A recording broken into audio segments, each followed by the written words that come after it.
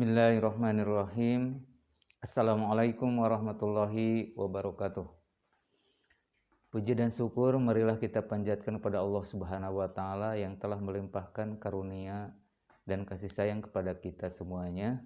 Mudah-mudahan kita selalu diberi kekuatan iman dan Islam sehingga kita dalam melaksanakan aktivitas hidup ini mendapatkan ridho Allah Subhanahu wa taala.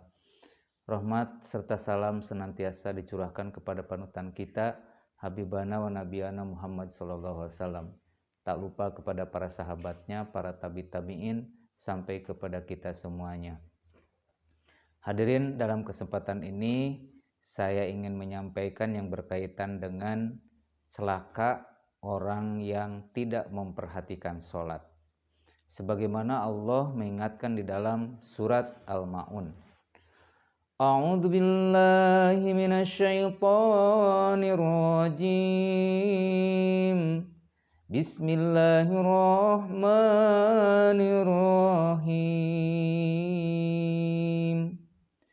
Fawailul lil musallin alladzina hum an salatihim sahun.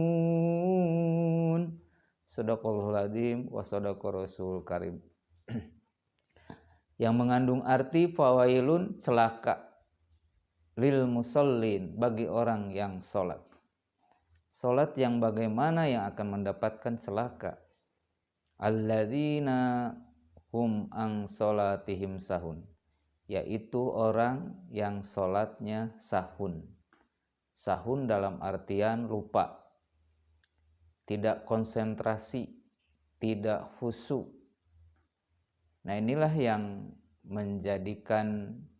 harus menjadi bahan pertimbangan bagi kita, karena sholat merupakan rukun Islam yang kedua. Bagaimana keislaman kita akan mendapatkan cahaya dari Allah Subhanahu wa taala, kita menjadi muslim yang sejati, kalau kita tidak memperhatikan sholat.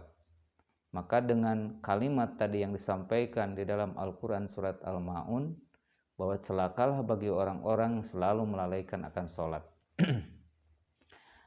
Bagaimana supaya kita di dalam melaksanakan sholat tidak lalai? Otomatis ibadah tidak akan berarti di sisi Allah kalau tidak disertai dengan ilmu. Karena itulah lengkapilah kita di dalam ibadah kepada Allah Subhanahu wa taala disertai dengan ilmu. Ikhlas pun sama. Kalau kita ikhlas tanpa memakai ilmu, otomatis di dalam melaksanakan ibadah kepada Allah Subhanahu wa taala itu akan sia-sia. Hadirin yang dimuliakan Allah Subhanahu wa taala, berkaitan dengan celakanya orang-orang yang tidak memperhatikan sholat, sebagaimana para ulama dalam fatwanya mengingatkan pada kita, man taroka sholata duhri nada munadi fis sama ya fajir.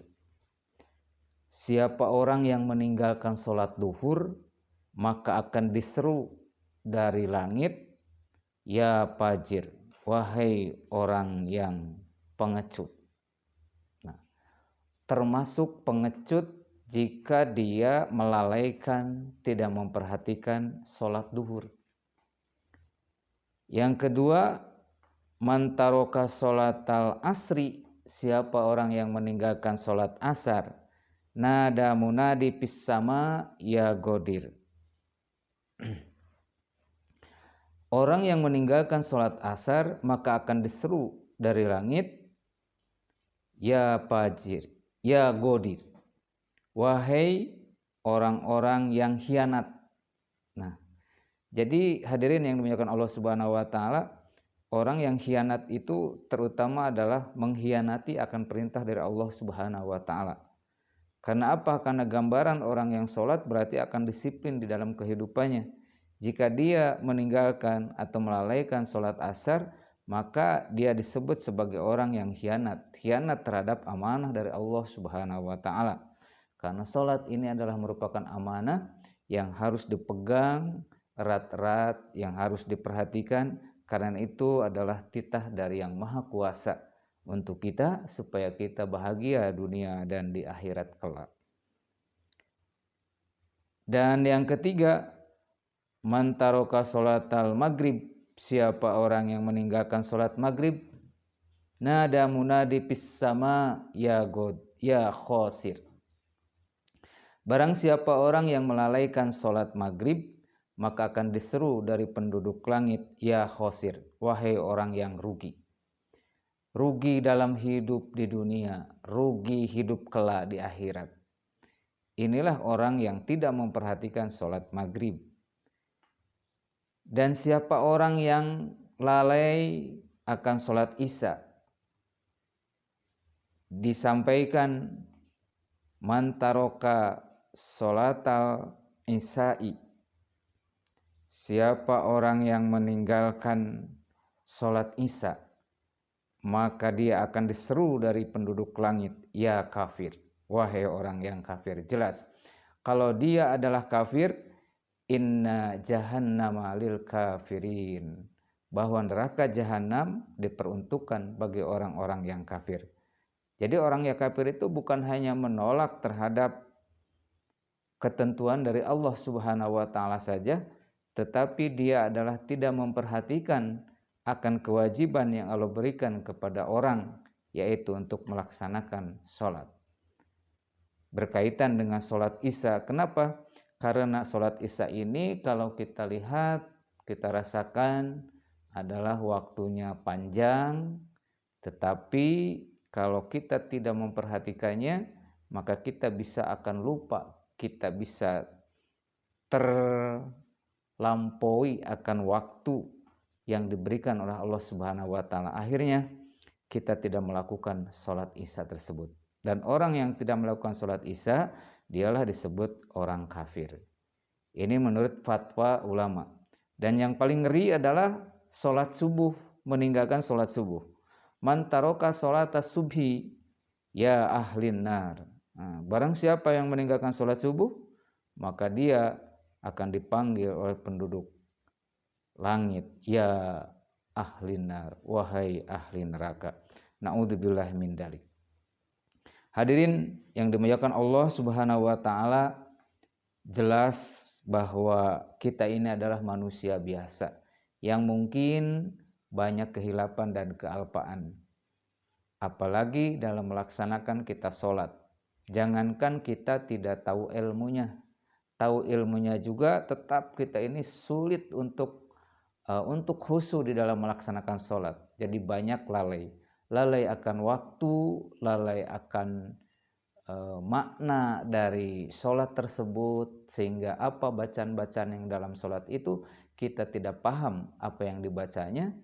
Karena kalau kita tidak paham apa yang dibaca dalam doa-doa sholat tersebut, maka akan mengurangi sisi pahala dan mengurangi pula adalah kehusuan kita kepada Allah Subhanahu wa taala.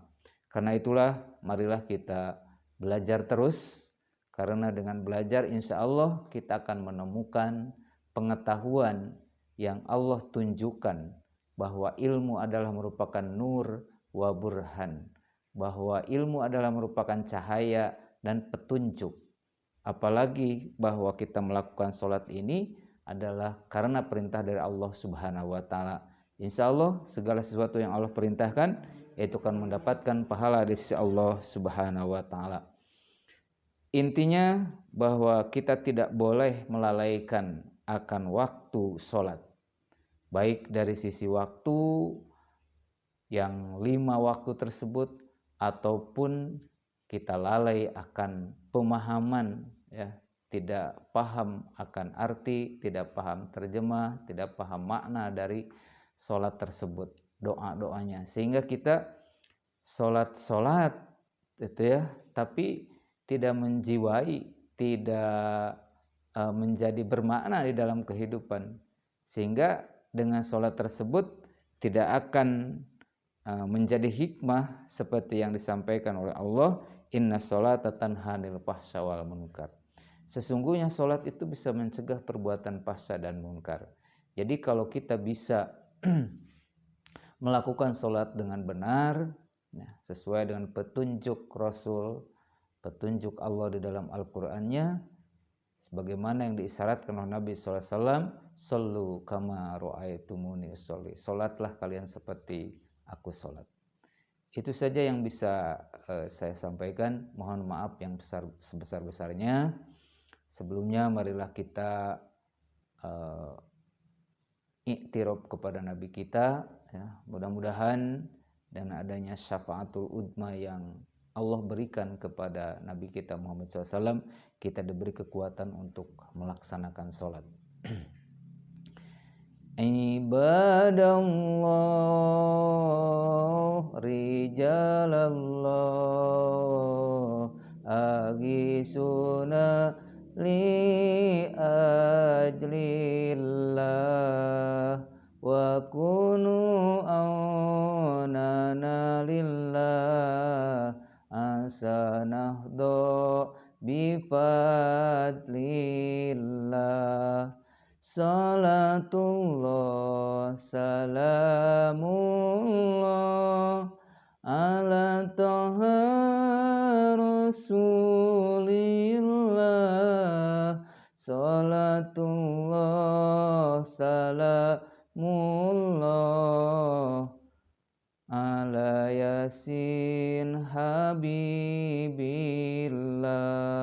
Aqulu qauli hada wastaghfiruhu innahu wal ghafurur rahim. Wallahu muwaffiq ila aqwamit thoriq. Wassalamualaikum warahmatullahi wabarakatuh.